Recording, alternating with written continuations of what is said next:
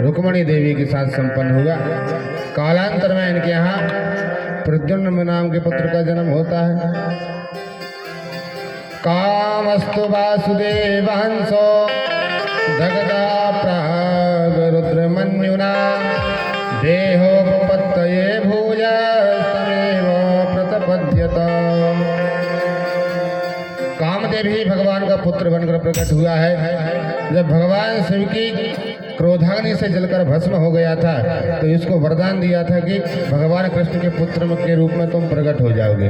तो आज वही कामदेव कृष्ण तनय होई पति तोरा रति को भगवान ने वरदान दिया था। तो आज वही कामदेव प्रद्युम्न के रूप में प्रकट हुए हैं, लेकिन इनका सम्रासुर हरण करके ले जाता है।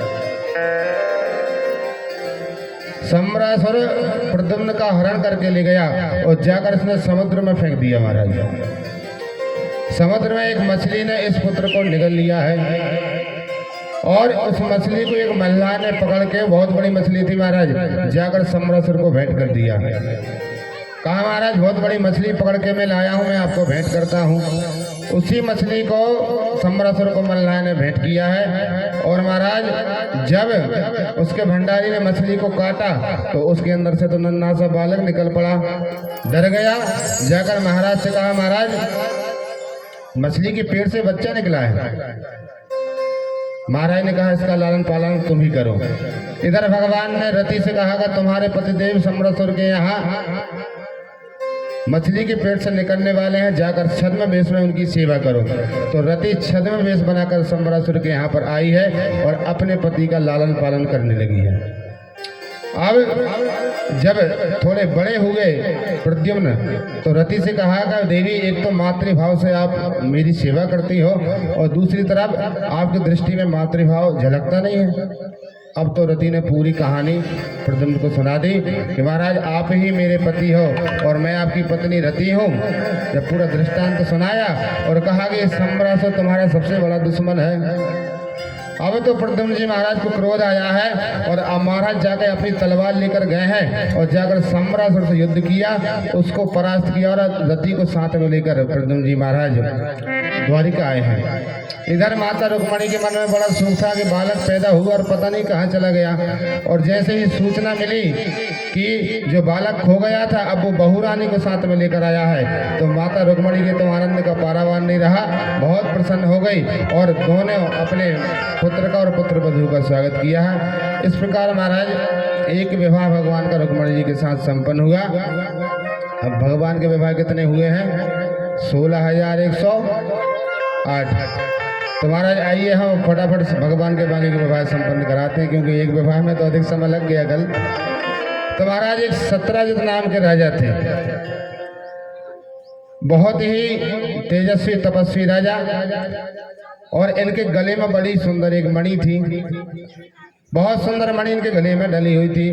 बोले भगवान नारायण सुता संपरेण हृतो ग्रहात आम ते दिगता पत्नी रति कामो भवान नृपो। तुम्हारा सम्रासुर नाम के राजा थे। एक दिन भगवान अपनी सभा में बैठे हुए थे। सम्रासुर के पास महाराज एक दिव्य मणि थी। इसने सूर्य भगवान की तपस्या करी और सूर्य भगवान ने प्रसन्न होकर उसको एक मणि प्रदान की थी। तो सम्रासुर जब मणि को पहन के निकलते हैं ऐसा लगता महाराज साक्षात सूर्य भगवान आ गए हों। तो भगवान अपनी सुधर्मा सभा में विराजमान है सभी के साथ में। और जैसे ही सत्रजित को आते देखा, देखकर सभी लोग जान गए कि शायद सूर्य भगवान आ रहे हैं। और जैसे ही सत्रजित सभा में आए हैं सभी द्वारका वासियों ने देखा, मन ही मन बात करने लगे कि यदि यह मणि हमारे द्वारकाधीश श्री कृष्ण के गले में पहना जाए तो कितनी सुंदर लगेगी। तो किसी ने कहा चलो इससे पूछ कर देखते हैं। तो एक ग्वाला ने सत्रजित से कहा कि महाराज यह मणि हमें द्वारकाधीश को आप भेंट कर दो। तो इसने दो टूक मना कर दिया कि भैया मुझे सूर्य भगवान ने प्रसन्न होकर दी है ये मणि, सूर्य भगवान की प्रसादी में किसी को नहीं दे सकता। अब तो सत्रजित अपने नगर को चला गया। एक दिन सत्रजित का भाई प्रसेन उस मणि को धारण करके जंगल में महाराज शिकार खेलने चला गया। जैसे ही वन में इसने प्रवेश किया है, सिंह से इसका सामना हुआ। सिंह ने इसको परास्त कर दिया और मणि को ग्रहण कर लिया। अब उसी मणि को सिंह लेकर जा रहा था, तो इतने में महाराज जामवंत जी महाराज दिख गए।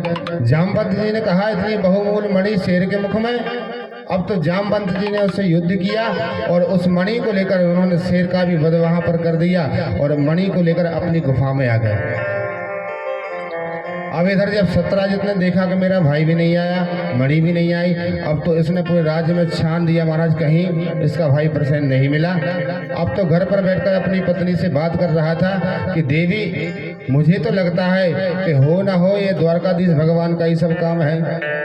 उन्होंने ही हमारे भाई को मरवा दिया और उन्होंने ही वह मणि उससे चुरा ली।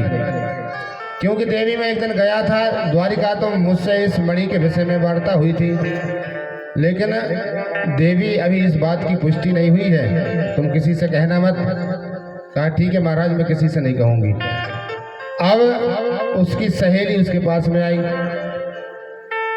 महिलाओं को गुण होता महाराज, जब तक कोई बात करने वाला ना हो भोजन नहीं बचता।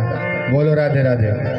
अब उसकी सखी सहेली आई और महाराज उसको यह बात सुना दी।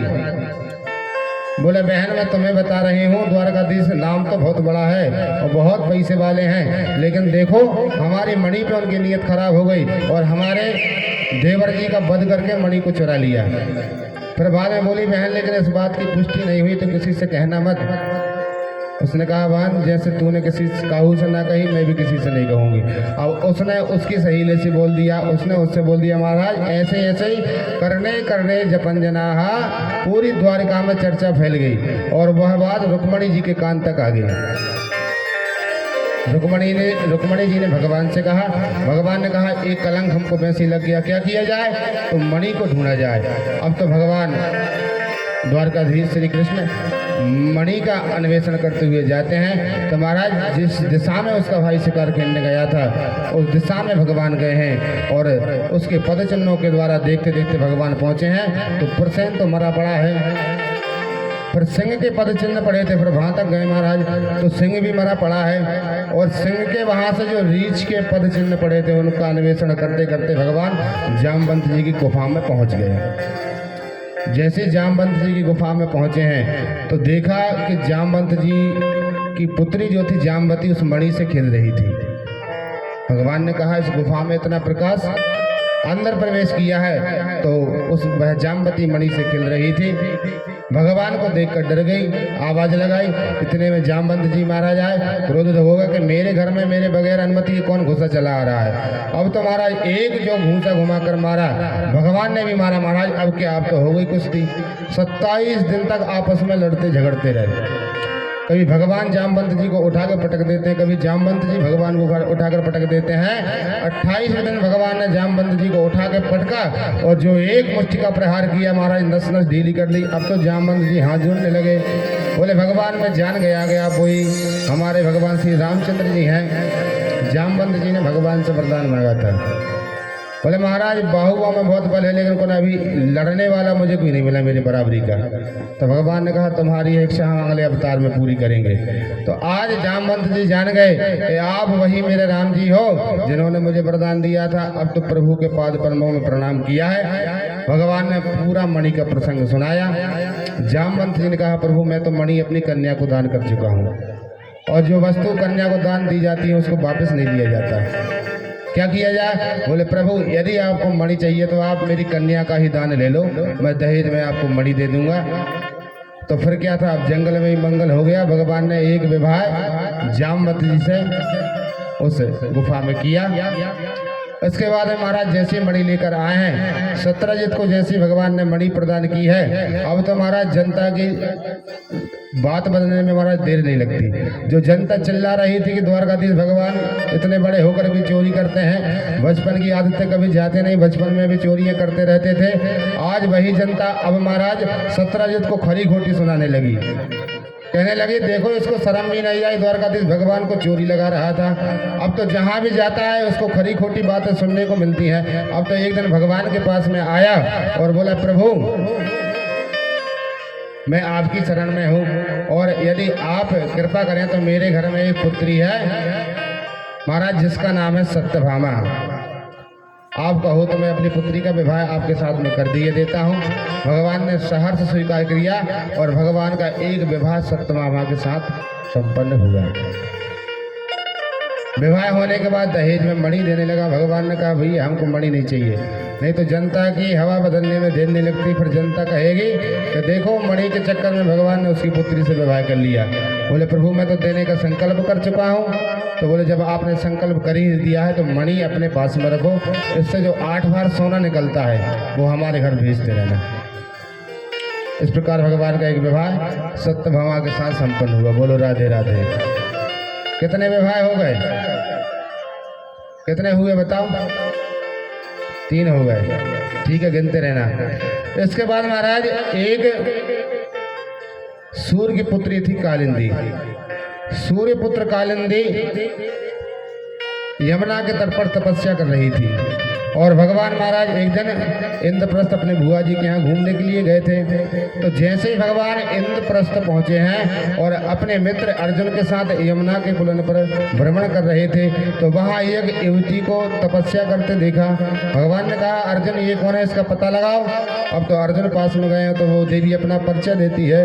बोले अहम देवस्य सवितो दुहिता पतिमिच्छति विष्णु वरेण्यम वरदम तपः परममास्थिता। बोले मैं सविता की दुहिता कालिंदी हूँ। क्यों तपस्या कर रही हो? बोले मैं विष्णु वरेण्यम वरदे, मैं भगवान विष्णु से विवाह करना चाहती हूँ, उन्हीं का वर्ण करना चाहती हूँ, इसलिए मैं भगवान की आराधना कर रही हूँ।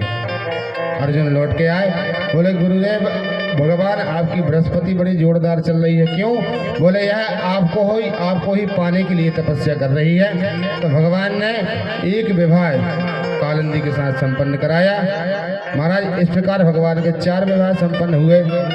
एक विंध्य और अरविंद नाम के राजा थे उज्जैन के। इनकी बहन का नाम था मित्रविंदा। इन्होंने राजनैतिक लाभ लेने के लिए अपनी बहन का विवाह दुर्योधन के साथ करना चाहा और जैसे ही महाराज इन्होंने स्वयंवर रखा, मित्रवृंदा तो भगवान के प्रेम में पगी हुई थी। जैसे ही भगवान उस स्वयंवर में पहुंचे हैं और मित्रवृंदा ने माला उठाकर भगवान के गले में डाल दीजिए। बोलो वृंदावन बिहारी लाल की जय। इस प्रकार महाराज भगवान के 5 विवाह संपन्न हुए। एक राजा थे महाराज नग्नजित। इनके यहाँ पर 7 सांड थे महाराज, बड़े बड़े। इन्होंने संकल्प किया कि जो राजकुमार इन 7 सांडों को एक ही नाथ में नथ देगा उसी के साथ अपनी पुत्री का विवाह करूंगा। अब तो बड़े बड़े राजकुमार जाते हैं महाराज 7 सांडों के बीच में जाके प्रयास करते हैं तो सब खंडित हो के आ जाते हैं। कोई 7 सांडों को एक नाथ में नहीं नाथ पाया। भगवान को मालूम चला, भगवान गए हैं, 7 स्वरूप भगवान ने बनाए हैं और एक ही नाथ में 7 ही सांडों को नाथ दिया। इस प्रकार महाराज एक विवाह भगवान का सत्य देवी के साथ संपन्न हुआ।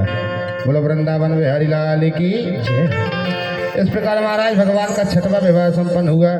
एक महाराज सुतकीर्ति देवी थी जिनकी बेटी का नाम था भद्रा। भगवान के प्रेम में पगी हुई भद्रा थी और भगवान से प्रगाढ़ संबंध बनाने के लिए सुतकीर्ति देवी ने अपनी भद्रा का विवाह भगवान के साथ संपन्न किया। इस प्रकार भगवान के 7 विवाह हुए। महाराज एक बार भगवान ने जल में मछली को देखकर मछली की आंख का भेदन करके लक्ष्मणा से अपना विवाह संपन्न किया। इस प्रकार भगवान के 8 विवाह संपन्न हुए। एक दिन महाराज एक भौमासुर नाम का दैत्य था महाराज, इसका नाम नरकासुर था, लेकिन भूमि पुत्र होने का इससे भौमासुर कहते थे। भौमासुर नाम के राक्षस ने अपना संकल्प किया कि मैं 20,000 कन्याओं से विवाह करूंगा। बड़ा बलशाली राजा, बड़ा प्रतापी राजा, जिस राजा के यहाँ जाता उसको परास्त करता और उसकी कन्याओं का हरण करके ले आता। महाराज इसने धीरे धीरे 16,100 कन्याओं का हरण कर लिया। एक दिन एक साधु आए, आकर महाराज से निवेदन किया कि उन कन्याओं का उस राजा ने हरण किया है। अब तो भगवान सत्यभामा को लेकर भगवान उस नगर में गए हैं और वहां जाकर उस भौमासुर से भगवान ने युद्ध किया है। युद्ध में इसको परास्त किया है। परास्त करने के बाद जैसे ही भगवान उस राजमहल में गए हैं, सभी राजकन्याओं को भगवान ने मुक्त किया।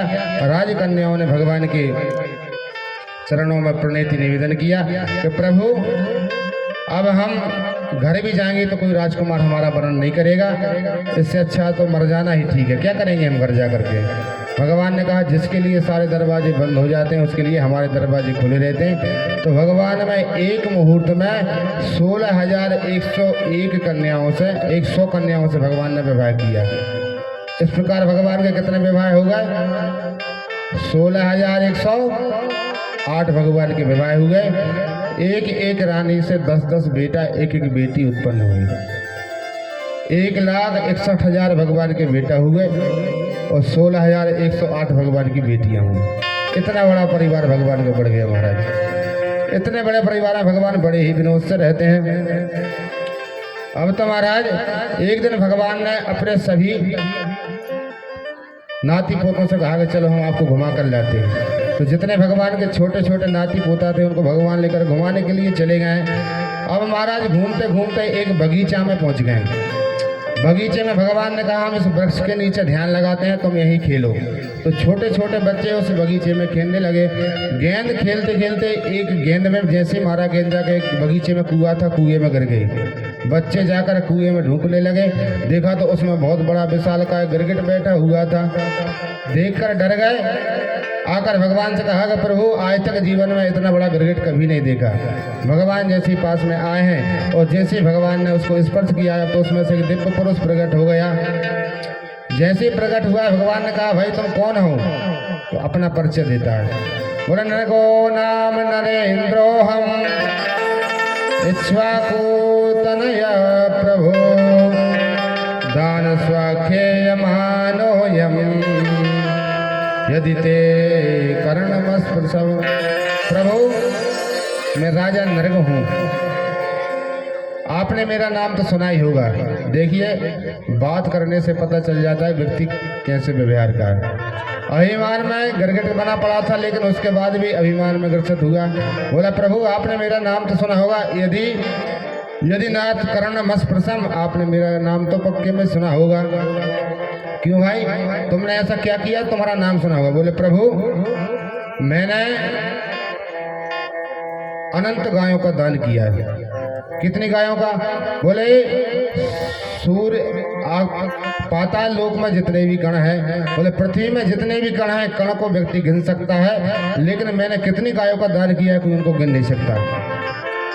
आकाश में जितने तारे हैं तारों को गिनना संभव है लेकिन मैंने जितनी गायों का दान किया कोई महाराज गिन के बता नहीं सकता। यावत्तो सिकताराश्च यावत्तो भूमितारिका यावत्तो वर्षधाराश्च तावत गाम में ददास्मि हम। बोले वर्षों की बरसात होती ना कितनी बूंद गिर रही है, वर्ष की धारा को गिनना संभव है लेकिन मैंने जितनी गायों का दान किया है महाराज कोई गिन नहीं सकता। तो बोल भगवान बोले भैया अब इतनी गायों का दान किया है तो आपने बूढ़ी ठेड़ी गायों का दान किया होगा, लात मारने वाली लतमरु गायों का दान किया होगा। बोले नहीं प्रभु, बताता है मैंने कैसी गायों का दान किया। बोले पयस्वनी तरुणी शील रूपा गुणोपन्ना कपिला है मृंगी न्यायाजिता रूप खोरा सवस्सा दुकूल माला भरण ददाम्यहम। बोले प्रभु ऐसी में ऐसी गायों का दान नहीं किया। पयस्वनी दूध देने वाली गाय, ऐसा नहीं कि जो गाय दूध कम दे रही उसका दान कर दो ब्राह्मण को। पयस्वनी खूब दूध देने वाली गाय का दान किया। भगवान ने कहा मरक नहीं होगी? बोले नहीं तरुणी। बोले बूढ़ी ठेड़ी नहीं तरुणी है और सील रूप मारने वाले ने सील रूप गायों का दान किया। महाराज पैरों में चांदी के खुर लगाकर और सींग में सोने के सींग लगाकर फिर मैंने दान किया है। तो भगवान ने कहा कि तुम्हारा पैसा 2 नंबर का होगा इसलिए। बोले प्रभु न्यायार्जिता रूप खोरा सबस्सा, प्रभु मैंने पूरी ईमानदारी से पैसा कमा कर गऊ का दान किया है। तो बोले फिर गिरगिट कैसे बन गए? बोले प्रभु मैंने एक ब्राह्मण को गऊ का दान किया था, उसकी गाय उसके घर से छूट कर पुनः आकर मेरी गाय में मिल गई। अब उसी गाय को मैंने दूसरे ब्राह्मण को दान कर दिया। अब जिस ब्राह्मण को पहले दान किया था वो गाय को ढूंढते हुए आ रहा था और उसी गाय को मैंने दूसरे ब्राह्मण को दान कर दिया। वो उसको लेकर जा रहा था, दोनों आपस में टकरा गए, दोनों में झगड़ा हो गया। उसने कहा ये मेरी गाय है, उसने कहा ये मेरी गाय है, दोनों मेरे पास आ गए। महाराज दोनों का मैं समाधान नहीं कर सका और जैसे मरने के बाद मैं स्वर्ग में गया तो पूछा गया कि भैया पहले स्वर्ग भोगोगे कि नर्क? तो बोले नर्क कितनी देर का? बोले केवल 15 मिनट का नर्क है। बोले ठीक है, क्या करना पड़ेगा? बोले गिरगिट बनना पड़ेगा। तो जैसे ही मैंने कहा कि पहले मैं नर्क को भोगना चाहता हूँ, अब तो तुरंत महाराज गिरगिट बन के मैं गिर गया। लेकिन जैसे ही पुण्य का उदय हुआ आपका दर्शन हो गया और मुझे मोक्ष गति प्राप्त हो गई। इस प्रकार भगवान ने उस नर्क का उद्धार किया। भगवान ने अपने नाती पोतों को शिक्षा दी। बोले बेटा देख लिया आपने? बोले ना हम हला हलम मन्ने विषम यस्य प्रतिक्रिया ब्रह्म त्वम ही विषम प्रोक्तम नास प्रीति विभ्रभुवि।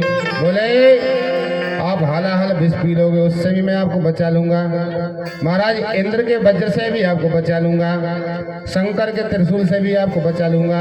लेकिन बोले ब्रह्मत्व ही विषम प्रोक्ता, यदि जिसने ब्राह्मण का अपराध कर दिया और जिसने ब्राह्मण का अपमान कर दिया उस अपराध से मैं आपको कभी बचाने वाला नहीं हूँ। इस प्रकार भगवान ने अपने नाती पोतों को शिक्षा दी। महाराज धीरे धीरे वैशाख का महीना आ गया। बलदाऊ जी ने कहा कृष्ण कन्हैया काफी समय हो गया, हम वृंदावन आ गए और अब गर्मियन की छुट्टी है, यदि आपकी आज्ञा हो तो हम दोनों वृंदावन चलें।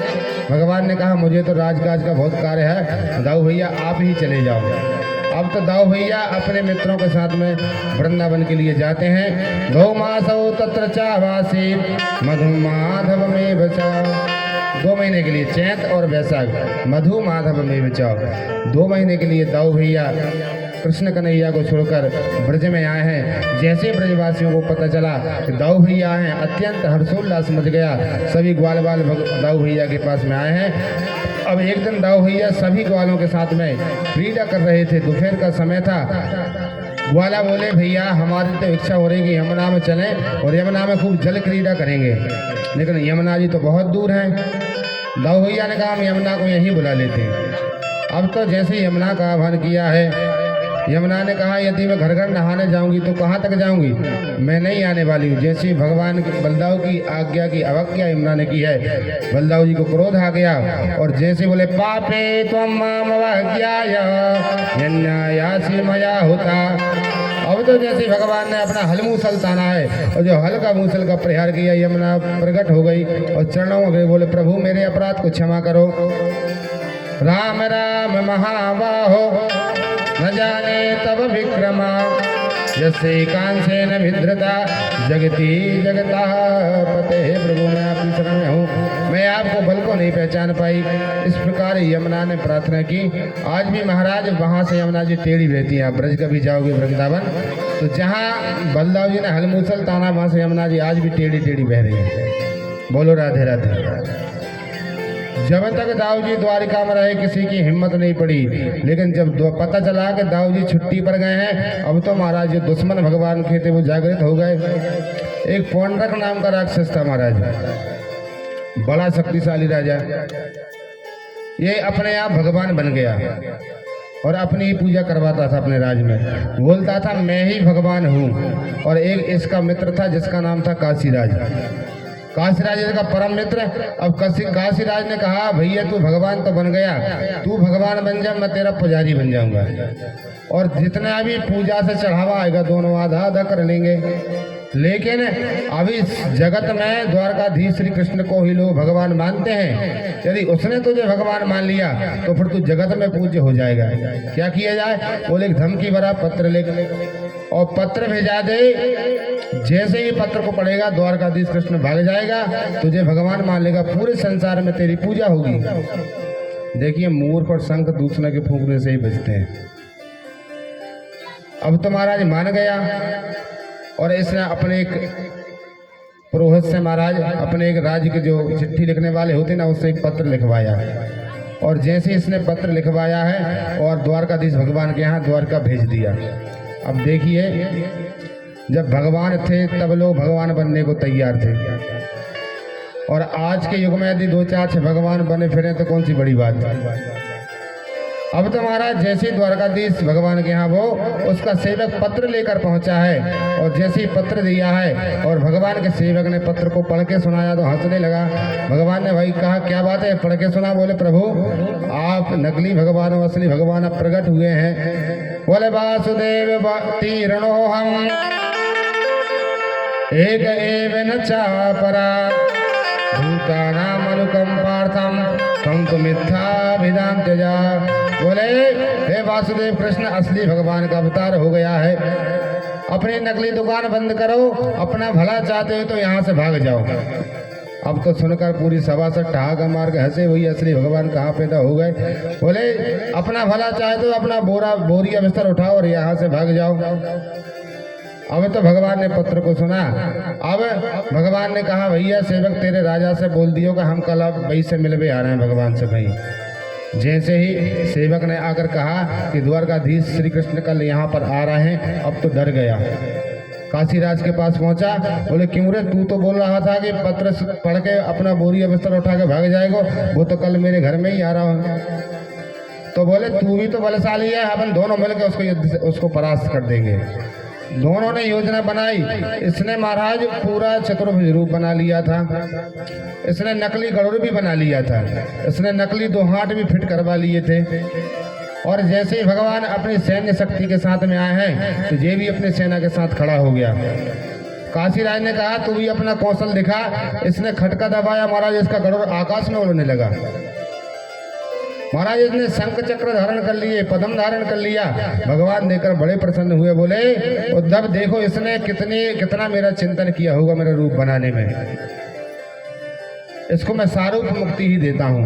भगवान ने अपना चक्र को छोड़ा है और पौन रख को भगवान ने चतुर्भुज सारूप मुक्ति दे दी। बोलो द्वारकाधीश भगवान की जय। इस प्रकार परीक्षित भगवान दिव्य अपनी लीलाएं करते हैं। भगवान ब्रह्म मुहूर्त में उठ जाते हैं, उठकर संध्या वंदन इत्यादि करके भगवान का ध्यान करते हैं। इतना बड़ा प्रभु का प्रकर है। लेकिन ब्रह्म मुहूर्त उत्थाप्य वायुर्स्पस्पस्य माधवा दद्यो प्रसन्नात्करणं आत्मानं तमसा प्रभु। इस प्रकार भगवान एक दिन अपनी सुधर्मा सभा में बैठे हुए थे। अब महाराज एक राहगीर पत्र लेकर आया और उसने भगवान को पत्र दिया है। पत्र में लिखा था महाराज एक जरासंध नाम का दैत्य है, उसने महाराज 20,000 राजाओं को कैद करके रखा है। आपसे प्रणत निवेदन है कि आप कृपा करके उन राजाओं उस राक्षस उन राजाओं को मुक्त किया जाए। इतने में महाराज दूसरा पत्र आया, उसमें लिखा था, वो पांडवों का पत्र था। बोले प्रभु हम राजसूय यज्ञ करना चाहते हैं और आप यथा शीघ्र हमारे इंद्रप्रस्थ में पधारें। भगवान ने दोनों से कह दिया शीघ्र ही आएंगे। फिर उद्धव से कहा कि उद्धव कह तो दोनों से दिया लेकिन पहले कहाँ चला जाए। उद्धव ने कहा प्रभु पांडव राजसूय यज्ञ तभी कर पाएंगे जब जरासंध को जीत लेंगे। अभी जरासंध को जीता नहीं था, पांडवों के पास चलना चाहिए। भगवान उद्धव के साथ में पांडवों के यहाँ पर गए हैं और जाकर धर्मराज ने बताया कि प्रभु राजसूय यज्ञ करना चाहते हैं लेकिन अभी तक जरासंध से हम विजय प्राप्त नहीं कर पाए हैं। अब तो भगवान छद्म वेश बनाकर भीम को और अर्जुन को लेकर जरासंध के यहाँ पर गए हैं। महाराज ब्राह्मण का वेश तीनों ने बनाया है। क्यों? बोले जरासंध ब्राह्मणों का बहुत बड़ा भक्त है। जब भगवान से युद्ध करने गया 18वीं बार ब्राह्मणों को अनुष्ठान पर बैठा कर गया था और विजय श्री को प्राप्त हुआ। उस दिन ब्राह्मणों का अनन्य भक्त बन गया। जो ब्राह्मण जो याचना करने जाता है उसकी याचना पूरी करता है। भगवान ने कहा ब्राह्मण का भेष बनाकर चलते हैं तो निश्चय ही हमारी कामना पूरी करेगा। तो भगवान गए हैं जरासंध के यहाँ पर। जैसे जरासंध ने देखा कि ब्राह्मण देवता आए हैं, आकर प्रणाम किया, अर्चन किया, वंदन किया, पूछा बोले देवताओं बताओ आपको क्या चाहिए। यदि आपको अन्न की कामना है तो मैं आपको टनों अन्न दे दूंगा, यदि आपको स्वर्ण की कामना है तो मैं आपको सोना दे दूंगा, क्या चाहिए आपको बोलिए। बोले महाराज यदि आप देना ही चाहते हो तो हमको आपसे द्वंद्व युद्ध की भिक्षा चाहिए। जैसे युद्ध की बात करी समझ गया, वाणी को सुना, स्वरूप को देखा और अर्जुन के हाथ में प्रत्यंचा के धनुष के प्रत्यंचा के निशान पड़े हुए थे। समझ गया ये क्षत्रिय हैं, ब्राह्मण नहीं है। अब तो भगवान ने अपना परिचय दिया कि देखो मैं द्वारकाधीश श्री कृष्ण तुम्हारा पूर्व शत्रु हूँ और ये अर्जुन है और ये भीम है। बोले यदि भिक्षा ही चाहिए तो मैं आपको दे दूंगा, लेकिन द्वारकाधीश तुम तो भगोड़े हो, तुमसे तो मैं लड़ नहीं सकता। और ये अर्जुन बेचारा अभी छोटा 1.5 हड्डी का, ये मुझसे क्या युद्ध करेगा। हाँ भीम लेकर मेरे समान है, भीम में मेरे समान बल है। अब तो भीम से युद्ध हुआ है महाराज, 27 दिन तक युद्ध चला, लेकिन भीम जरासंध को नहीं मार पाए। अब तो एक दिन शाम को भीम भगवान से बोले प्रभु मैं तो इससे लड़ते लड़ते थक गया, कल मुझे जरासंध मार ही देगा। भगवान ने कहा तुम जब युद्ध करते हो तो हमारी तरफ देखते नहीं हो, जब सुबह युद्ध करो तो हमारी तरफ देखना। प्रातः काल हुआ है, पुनः युद्ध प्रारंभ हुआ है, और जैसे युद्ध प्रारंभ हुआ भीम ने भगवान की तरफ देखा। भगवान ने एक घास के तिनके को उठाया और महाराज बीच में से चीरकर विपरीत दिशाओं में फेंक दिया। भीम सब कुछ समझ गए। भीम ने जरासंध को उठाकर पटका है, महाराज बीच में से फाड़कर विपरीत दिशाओं में फेंक दिया।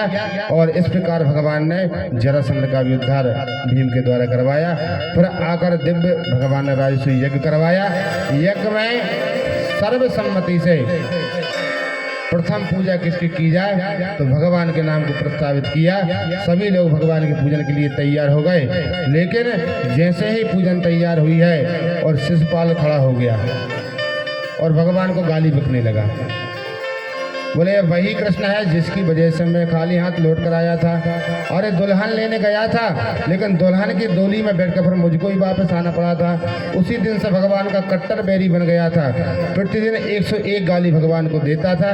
आज पुनः इसने गालियां बकी हैं, और जैसे इसने 101 भी गाली दी है, भगवान ने अपने चक्र से इसका भी उद्धार कर दिया और इसका तेज भगवान में आके विलीन हो गया।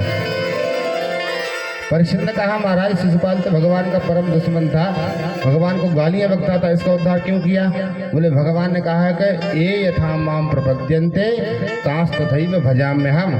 जो जिस भाव से मुझे भगता है, चाहे बैर भाव से भजे चाहे प्रेम भाव से भजे, उद्धार उसका निश्चित हो जाता है। इस प्रकार भगवान ने शिशुपाल का भी उद्धार किया, पांडवों का राजसूय यज्ञ संपन्न कराया। अब तो महाराज परीक्षित ने प्रश्न किया, बोले प्रभु आपने बार बार भगवान को दीन बंधु नाम से पुकारा है, लेकिन आपने दीन बंधु का पूर्ण अभी तक कोई चरित्र नहीं सुनाया। यदि भगवान दीन बंधु हैं तो भगवान ने किस दीन को अपना बंधु बनाया, वह चरित्र हमको सुनाइए। अब तो श्री शुकाचार्य जी महाराज परम भागवत श्री सुदामा जी का चरित्र श्रवण कराते हैं।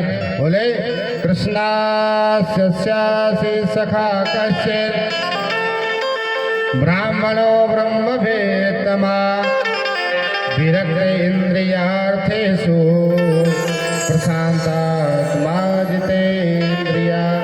बोले परीक्षित भगवान के परम प्रिय मित्र सुदामा जी महाराज कैसे हैं। बोले ब्राह्मणो ब्रह्मवेत्तमा, बोले ब्राह्मण है अति विद्वान है और ब्रह्मवेत्ता है।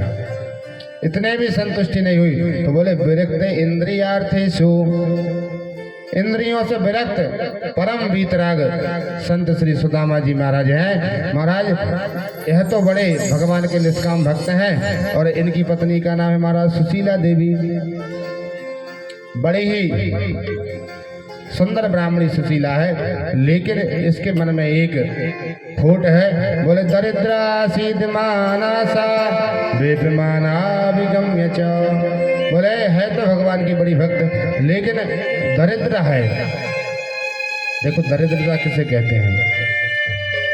होवा दरिद्र है विशाल तृष्णा, गरीबी को दरिद्रता नहीं कहते। जिसके मन में अनंत तृष्णाएं हैं, अनंत कामनाएं हैं, जिसका मन कभी महाराज शांति नहीं होता कि भगवान ने हमको ये नहीं दिया, भगवान ने हमको ये भी नहीं दिया, तो जो हर पल भगवान से कुछ ना कुछ मांगता ही रहता है कि हमारे घर में ये भी हो जाए, ये भी हो जाए, ये भी हो जाए, जो भगवान ने दिया उसमें संतुष्ट नहीं है, वो ही महाराज सबसे बड़ा दरिद्र है। परम वीतराग महात्मा श्री सुदामा जी महाराज हैं, लेकिन इनकी पत्नी थोड़ी दरिद्र स्वभाव की हैं। अब तो महाराज बड़े ही गरीब ब्राह्मण हैं। इनके घर में महाराज खाने के भी लाले पड़े हुए हैं। भगवान ने सोचा मेरा परम प्रिय मित्र है लेकिन मेरे पास आता नहीं है, यदि एक बार मेरे पास आ जाए तो इसका सारा दारिद्र्य दूर कर दूंगा। कैसे बुलाया जाए? भगवान जान गए कि सुदामा जी तो अति वैरागी हैं, वो तो आने वाले हैं नहीं। मानो भगवान ने ही लीला रची। भगवान ने संत का रूप बनाया और सुदामा के घर भिक्षा लाने पहुंच गए। जाकर कहा द्वारे पर, भिक्षाम देहि माता। जैसी सुशीला बाहर आई है, बोले महाराज हमारे घर में सूदक है। अच्छा, काहे बात की सूदक है? बोले महाराज हमारे यहाँ पुत्री का जन्म हुआ है, दरिद्रता का जन्म हुआ है महाराज। ऐसी पैदा हुई कि सब लेना देना बंद हो गया। घर में भोजन के बिलाले हैं महाराज। ज्यों ही साधु ने सुना कि देवी ये तो सुदामा जी की कुटिया है। बोले हाँ महाराज, आप मेरे स्वामी को जानते हो? बोले उनको कौन नहीं जानता, और देवी तुमको पता है उनके मित्र तो द्वारकाधीश भगवान श्री कृष्ण हैं। जैसे ही सुशीला ने द्वारकाधीश भगवान का नाम सुना, सुनकर भौचक्की रह गई। अब तो महाराज साधु तो चले गए हैं, और जैसे ही सुदामा जी घर पर आए हैं, अब तो बड़ी प्रसन्नता से बोली, प्रभु क्या द्वारकाधीश भगवान श्री कृष्ण आपके मित्र हैं? जैसे ही द्वारकाधीश का नाम सुदामा जी ने सुना है, महाराज रोमांचित हो गए, नेत्र सजल हो गए, कंठ गदगद हो गया। बोले देवी मित्र ही नहीं, परम मित्र मेरा द्वारकाधीश श्री कृष्ण है, कन्हैया मेरा परम मित्र है। बोले प्रभु आपने आज तक मुझे बताया नहीं। बोले देवी ऐसा कोई मौका ही नहीं पड़ा जो आपको बताया जाए। देखिए द्वारकाधीश जैसे मित्र भगवान के, लेकिन भगवान ने किसी को बताया नहीं, और ना ही सुदामा जी ने किसी को बताया। और हम महाराज यदि किसी मंत्री नेता के साथ फोटो ही हमारा खिंच जाए तो उसको मड़वा के घर में टांग देते हैं, भला ही आपको जाने अथवा न जाने। लेकिन द्वारकाधीश जैसे मित्र होने के बाद भी सुदामा जी ने किसी को नहीं बताया। अब तो सुशीला ने कहा प्रभु कि आप एक बार द्वारका चले जाइए। क्यों? बोले दास्यति द्रविणम भूरि सीदते ते कुटुंबने। यदि प्रभु आप एक बार द्वारका जाएंगे तो हमारा सारा दारिद्र्य दूर हो जाएगा। सुदामा जी ने कहा देवी बरसों के बाद तो अपने मित्र से मिलने जाऊंगा, और मित्र से मिलने जाऊंगा तो उससे धन मांगने के लिए जाऊंगा, मैं कभी उससे कुछ मांगने वाला नहीं हूँ। अब तो सुशीला जान गई कि यदि मैंने ज़्यादा जोर दिया तो ये जाने वाले हैं नहीं। अब तो कहा प्रभु आपको अपने मित्र की याद नहीं आती क्या? सुदामा जी ने कहा देवी मन तो मेरा भी बहुत होता है, बरसों हो गए उससे मिला नहीं हूँ, लेकिन क्या करें कुछ जगह ऐसी होती जहाँ खाली हाथ नहीं जाया जाता, और हम इतने गरीब हैं, हमारे घर में तो खाने के भी लाले पड़ रहे हैं। और गुरु के यहाँ, राजा के यहाँ, मित्र के यहाँ कभी जाओ तो खाली हाथ मत जाओ, और हमारे घर में कुछ है नहीं है। अब तो सुशीला बोली प्रभु आप जाने की तैयारी करें, मैं कुछ ले जाने की व्यवस्था करता हूँ। अब तो सुशीला महाराज 4 ब्राह्मणियों के घर में गई है, और चारों घरों से 4-4 मुट्ठी चावल लेकर आई है। याचित्वा चतुरो मुष्टिन विप्रान पृथुक तंडुलान चैलखंडेन तान बद्ध्वा भद्रे प्रादादुपायन। सुशीला दौड़ पर 4 ब्राह्मणियों के घर गई है, तो 4 मुट्ठी चावल मांग कर लाई है। महाराज चावल तो मिल गए, लेकिन अब बांधने के लिए कोई वस्त्र नहीं है। घर में एक फटी पुरानी धोती पड़ी हुई है, उसको उठाया है। तो महाराज चैल खंडेन तान बद्ध्वा, इतनी जीर्ण शीर्ण पुरानी वह धोती है, महाराज एक बार में चावल नहीं बंधे, उसको चौगुनी करके बड़ी मुश्किल से चावल की पोटली बांध दी है, और बांधकर अपने स्वामी को वह पोटली दी है, और देते हुए कहा कि प्रभु एक मेरा निवेदन भी भगवान से जाकर कर देना, एक मेरी बात भी भगवान को जाकर सुना देना। अपनी मन की बात सुशीला ने उस पोटली के माध्यम से कही है। बोले 1 मास 2 पाक में 2 एकादशी होए, मेरे घर गोपाल जी एकादशी हो। प्रभु आपके भक्त वैष्णव महीने में 2 बार एकादशी का व्रत करते हैं, लेकिन आपके इस भक्त के घर में तो नित्य एकादशी ही बनी रहती है। छोटे छोटे बच्चे भोजन मांगते हैं, घर में खाने के लिए दाना नहीं है। मैं बोल देता हूँ बेटा आज एकादशी का व्रत है।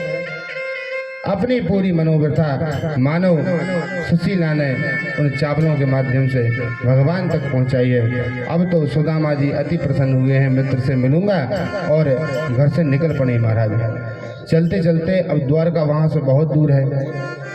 चलते चलते मार्ग में रुक जाते हैं, थक जाते हैं और एक वृक्ष के नीचे जाकर बैठ जाते हैं। और भगवान का तो प्रण है कि जो तू आवे एक पग मैं आऊं पग 60।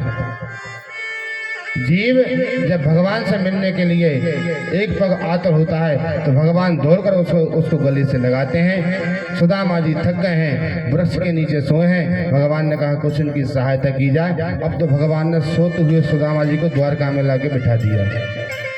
जैसे नींद खुली है और नींद खुलते ही देखा तो बड़े बड़े महल अटारी दिख रहे हैं। देखकर भौचक के रह गए। मैं कहाँ गया? एक राहगीर से पूछा भैया हम द्वारका जाना चाहते हैं, द्वारका कहाँ से जाएंगे? बोले बाबा तुम द्वारका ही में खड़े हो। अच्छा भैया द्वारका है? तो फिर कहते हैं भैया इस द्वारका में हमारा कन्हैया कहाँ मिलेगो? अब राहगीर बोला कन्हैया? किसका नाम कन्हैया है और पूरा पता बताओ, मकान नंबर बताओ तो मैं बता पाऊंगा। बोले देख भैया कन्हैया तो हम से विद्यालय में बोलो करते थे, हमारे बचपन को वो मित्र है। नाम तो बाप है श्री कृष्णचंद्र। जैसे ही राहगीर ने कृष्णचंद्र नाम सुना उछल गया ये तो हमारे स्वामी का नाम है। बोले महाराज का नाम ऐसे नहीं लिया जाता। फिर कैसे? बोले उनका नाम बड़े अदब के साथ लेते हैं, श्री श्री 1008 श्री महाराज राज श्री द्वारकाधीश भगवान श्री कृष्णचंद्र जी महाराज। अब तो सुदामा नहीं सोता, इतना बड़ा नाम हो गया उसका। क्या मालूम मुझे पहचानेगा कि नहीं, मुझे याद किया कि नहीं कभी उसने। अत्यंत संकल्प विकल्प मन में करते रहे सुदामा जी। घर का पता पूछा। बोले जितने भी महल अटारी दिख रहे हैं सब उन्हीं के हैं। अब तो श्री सुदामा जी महाराज आगे चलते हैं। चलते चलते रुक्मणी के भवन के पास में पहुंच गए हैं। जैसे ही रुक्मणी के भवन के पास में पहुंचे हैं और पहुंचकर द्वारपाल ने देखा तो देखकर प्रणाम किया। बोले महाराज, बोले किससे मिलना है आपको? सुदामा जी ने कहा कि भैया हमको कन्हैया से मिलना है। अच्छा आप कौन हैं? बोले वो हमारा बचपन को मित्र है, हम बाकी बचपन के सखा हैं, जाकर तेरे मालिक से बोल देना कि सुदामा आए हैं। द्वारपाल ने कहा ठीक है महाराज और प्रणाम किया है। प्रणाम करने के बाद में अब द्वारका धीश के जो द्वारपाल हैं वो जानते हैं कि भगवान की लीला बड़ी विलक्षण लीलाएं हैं, कैसे कैसे लोगों को आता देखा है। अब वो भी अत्यंत मन में संकित हो रहा है कि ये भगवान का मित्र। संकल्प विकल्प करते हुए जाकर प्रभु के पाद पद्मों में प्रणाम किया और जाकर निवेदन कहा कि प्रभु आज तक बड़ी बड़ी विभूतियों को आते मैंने आपके दरबार में देखा, लेकिन आज जो विभूति आई है बड़ी विलक्षण विभूति है। वर्णन करने लगा किसी से पगा न जगा तन पे प्रभु जान को आहि बसे के ही ग्रामा।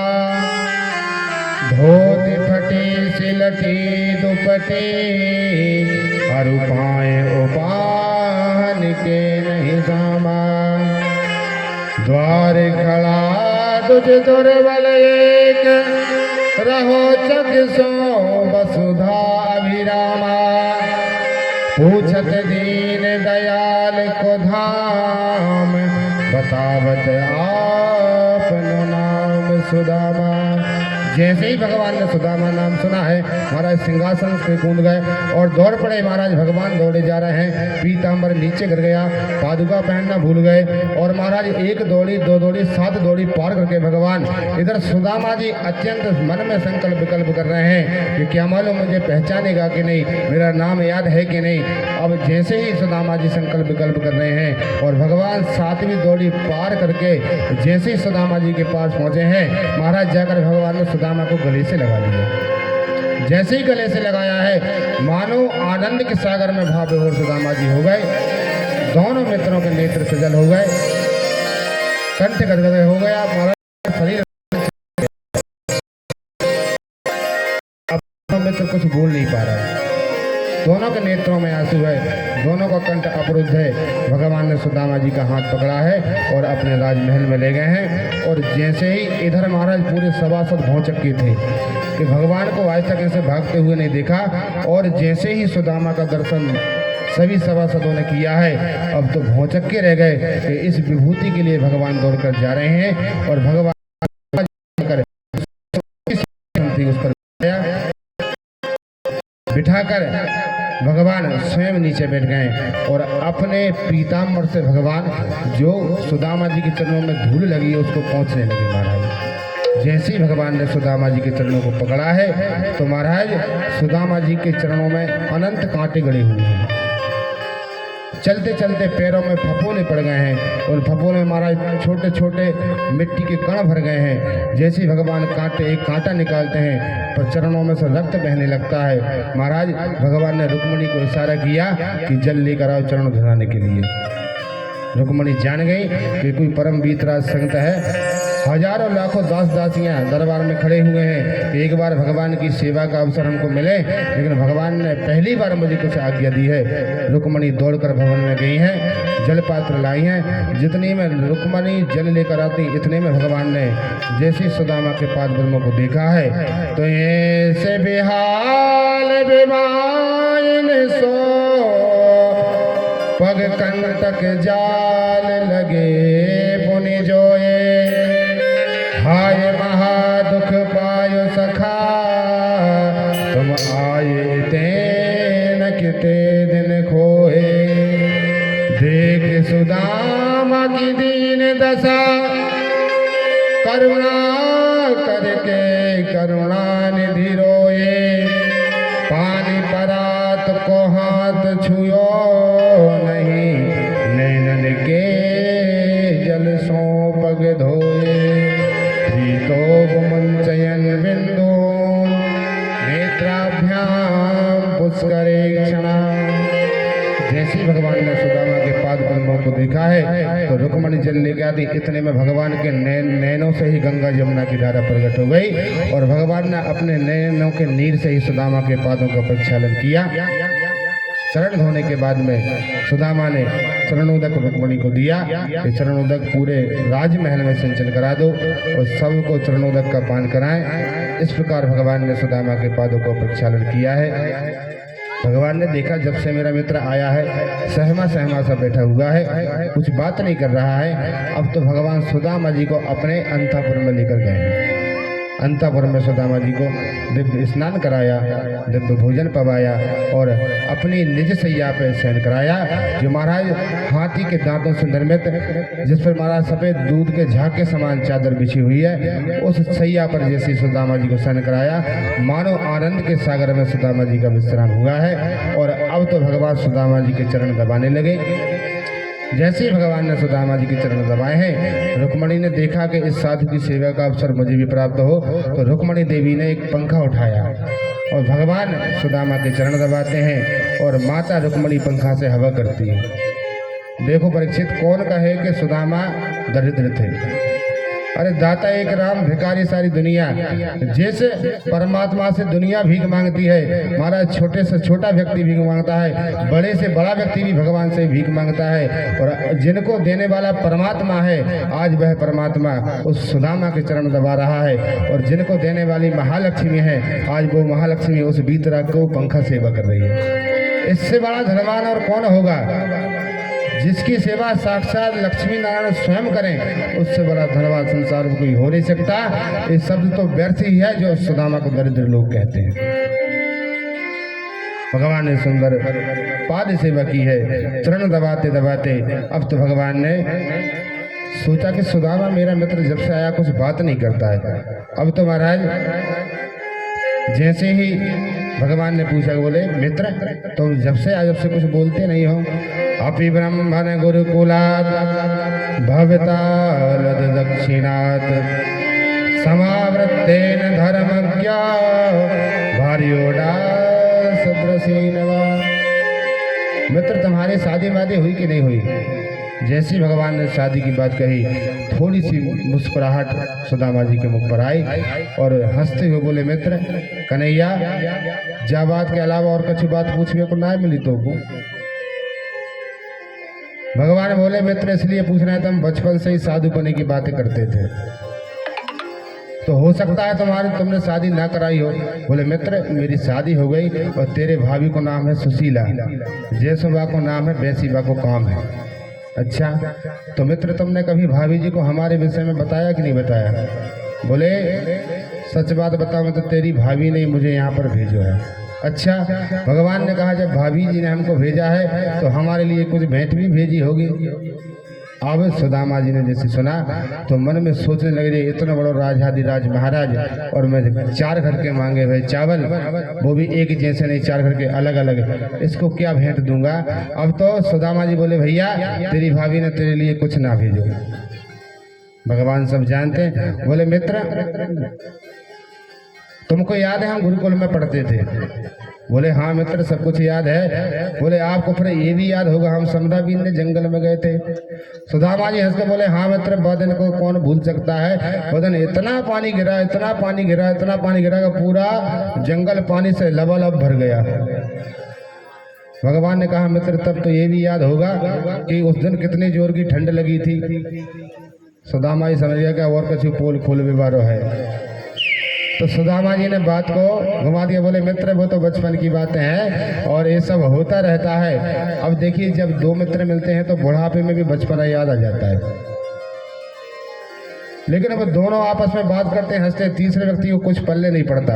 अब रुक्मणी जी खड़ी हैं पंखा सेवा कर रही हैं, सुनती जा रही हैं कि पानी गिरा था, ठंड लगी थी, दांत कटकटाने थे, लेकिन पल्ले कुछ नहीं पड़ता और दोनों मित्र ठहाक मार के हंसते हैं। और रुक्मणी जी सोच रही है इसमें हंसने की क्या बात है।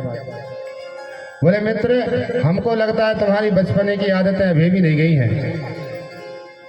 बोले मित्र तुमको याद होना चाहिए कि मुझे जो आप भाव से देते हो वो मुझे प्रसन्नता उसमें होती है। बोले पत्रम पुष्पम फलम तोयम यो में भक्त्या प्रयच्छति तदहम भक्तुपहृता मसनामी प्रियतात्मना। बोले मित्र यदि कोई मुझे प्रेम से एक पत्ता भी चढ़ाता है तो उसमें मैं प्रसन्न हो जाता हूँ। पुष्प कोई साई मुझे चढ़ाता है तो उसमें प्रसन्न हो जाता हूँ। एक लोटा जल मुझे कोई चढ़ाता है उसमें मैं प्रसन्न हो जाता हूँ। लेकिन शर्त एक ही है कि आपका भाव कितना परिपक्व है। यदि आपके अंदर मेरे प्रति भाव है तो मैं पत्र पुष्प फल फूल में भी प्रसन्न हो जाता हूँ। बहुत कुछ सुनाया लेकिन सुदामा जी ने नहीं बताया कि मैं कुछ लेकर आया हूँ। अब भगवान चरण दबाते दबाते बोले मित्र मैं बहुत देर से देख रहा हूँ तुम इस हाथ को हिलाते डुलाते नहीं हो, इस हाथ में क्या हो गया? तो बोले प्रभु मैं बहुत दूर से चल के आया हूँ इसलिए हाथ में दर्द हो रहा है। तो बोले चल के आए तो पैर में दर्द हो रहा है, हम 1 घंटे से पैर दबा रहे आपका हाथ ही दबाते हैं। और जैसे ही भगवान ने हाथ को पकड़ा है तो महाराज स्वयं जहार किमिदम विप्रान विखत तंडुलान, भगवान ने अपने हाथ से ही उन चावलों को छुड़ाया है। और बोले मित्र इतना दिव्य प्रसाद अपने साथ लेकर आए हो और मुझे आपने बताया नहीं। अब तो भगवान ने 1 मुट्ठी प्रसाद लिया है। और सुदामा जी ने कहा कि मित्र तेरी भाभी ने एक संदेश भी तेरे लिए भेजा है। क्या भेजा है? बोले तेरी भाभी ने भेजा है कि 1 मास 2 पाक में 2 एकादशी होए मेरे घर गोपाल जी नित एकादशी होए। और ज्यों ही संदेश भगवान ने सुना है 1 मुट्ठी चावल खाया है और 1 लोक का राज सुदामा को दे दिया है। और मानो अपना संदेश भाभी को प्रत्युत्तर दिया कि होनी थी जो हो गई अब ना ऐसी होए। और भाभी तेरे भवन में नित्य द्वादशी हो, देनहार कोई और है भेजत है दिन रैन, लोग भरम हम पर करें या तेरी चेने। भगवान ने 1 मुट्ठी चावल में 1 लोक का राज सुदामा के नाम कर दिया। दूसरी मुट्ठी चावल खाई रहते इतनी में रुक्मणी ने आके हाथ पकड़ लिया। बोले प्रभु इतना दिव्य प्रसाद सुदामा जी लेकर आए, आप अकेले ही खाओगे कि हमको भी दोगे? अब तो महाराज वही चावल का प्रसाद पूरे घर में बांटा है। इस प्रकार दिव्य भगवान लीला करते हैं। अब तो सुदामा जी ने कहा, कन्हैया मुँह से तो तूने सब कुछ पूछ लिया, अब तेरा ब्याह भयो का ना ये बता। बोले चलो बताएं कि हम मिलवा ही देते हैं। अब तो महाराज जितनी भी पटरानियाँ थी सबको बुलाया। बोले जिन जिन को आशीर्वाद चाहिए सब नंबर बाई आते जाए। अब तो महाराज जैसे ही रुक्मणी देवी आई, प्रणाम किया, पूछा कन्हैया ये कौन है? भगवान ने कहा ये बेई है। कि ठीक है, समझ गए पत्नी है। आशीर्वाद दिया, पुत्रवती भव, प्राण प्रिया भव, पति प्रिया भव, आशीर्वाद, अनंत आशीर्वाद दिए। इतने में महाराज सत्यभामा आ गई, प्रणाम किया। बोले भैया कन्हैया ये कौन है? भगवान कह ये भी बेई है। बोले दारी के तेना दो दो विवाह करके रखे, मोको एक में भी तेरी याद नहीं आई। अरे बोले क्या बताए मित्र, अभी तो आप आशीर्वाद देते जाओ। इतने महाराज कालिंदी आ गई, प्रणाम किया। बोले भैया ये कौन है? भगवान कह ये भी बेई है। तो भौचक भैया बता दे कन्हैया तेने कितने विवाह करके रखे? बोले भैया मुझे बताने में शर्म लगे भाई मित्र, अब तुम तो आशीर्वाद देते जाओ और गिनते जाओ। महाराज 200, 400, 500, 700, 1000 हो गई।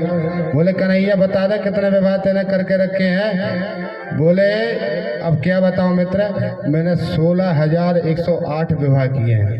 बोले दारी के इतने विवाह तेने किए, एक ही विवाह में तेने मुँह को याद न कियो? बोले क्या बताया मित्र, एक भी विवाह की तारीख पक्की न भाई, डायरेक्ट विवाह हुआ ना महाराज, लगुनाई ना सगाई चढ़ी, कुछ नहीं हुआ, डायरेक्ट शादी होती गई। तो महाराज किसी को बुलाने का मौका ही नहीं मिल पाया। इस प्रकार दोनों मित्र बड़े प्रेम भाव से आपस में वार्ता करते हैं। अब तो श्री सुदामा जी महाराज ने कहा कि मित्र हमको बहुत समय हो गया और तेरी भाभी मुझको याद करती होगी, अब तो हम घर जाएंगे। अब तो दिव्य सुदामा को भगवान ने विदा किया है। क्वाहम दरिद्रा पापिया क्व कृष्णा श्री निकेतना बाहुरंदुरतिस्ना बाहुभ्याम परिरंभिता। भूरे भूरे भगवान के उस व्यवहार की प्रशंसा करते हैं कि कहाँ मैं दरिद्री ब्राह्मण और कृष्ण श्री निकेतना, कहाँ श्रीमान द्वारकाधीश श्री कृष्ण। और इस प्रकार सुदामा जी अपने घर को आते हैं और जैसे ही सुदामापुरी में आते हैं तो महाराज सब कुछ बदल गया। भगवान ने अगर विश्वकर्मा को आदेश दिया कि जैसी द्वारकापुरी बनी है वैसे ही सुदामापुरी जाके बना दो। तो जैसी द्वारकापुरी भगवान की बनी हुई थी वैसे ही सुदामापुरी का निर्माण हो गया। और जैसे ही सुदामा जी सुदामापुरी में आए तो देखकर महाराज भौचक के रहे हुए, बड़े बड़े महल अटारी। अब सोचने लगे काहू बड़े राजा की यहाँ महाराज ये बिल्डिंग बन गई, हमारी टपरिया तोड़ के कहीं फेंक दी होगी महाराज। जैसे ही देखा महल अटारी, अब तो महाराज जैसे सुशीला को पता चला कि हमारे स्वामी आ गए हैं, 16 श्रृंगार सुशीला ने किया। राज की जो दास दासियां हैं सबको महाराज सुंदर थाल, आरती की थाल सजाकर 16 श्रृंगार के जैसी सुशीला आई है। और सुदामा जी तो पहचान नहीं पा रहे, ना ही अपने घर को पहचान पा रहे, ना ही सुशीला को पहचान पा रहे। सुदामा मंदिर देख डरे, सुदामा मंदिर